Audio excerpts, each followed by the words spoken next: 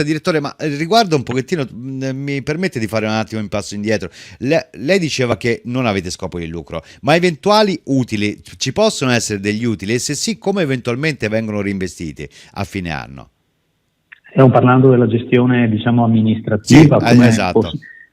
Beh, diciamo che tendenzialmente lo scopo del gioco per noi è cercare di raggiungere la parità di bilancio ogni anno. Ecco, il mio mestiere che ho fatto proprio nelle scorse settimane è quello di predisporre il budget, un budget difficile anche quest'anno in ragione dell'andamento dell'economia, per assicurare che le entrate, il denaro quindi che viene richiesto agli iscritti e ai lavoratori, sia pareggiato dalle spese che vengono programmate, che non ci siano in squilibri. E in tanti anni che sono qui, ma anche prima, siamo sempre riusciti con grande precisione a rispettare questo equilibrio.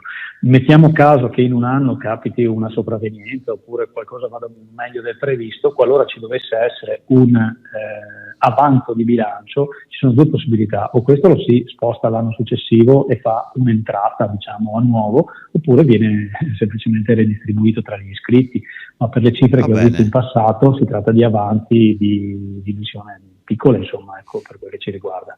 Ah, L'obiettivo è far bene il lavoro, vuol dire centrare le cifre in previsione, ecco. esatto, e far fruttare adeguatamente i risparmi dei contribuenti.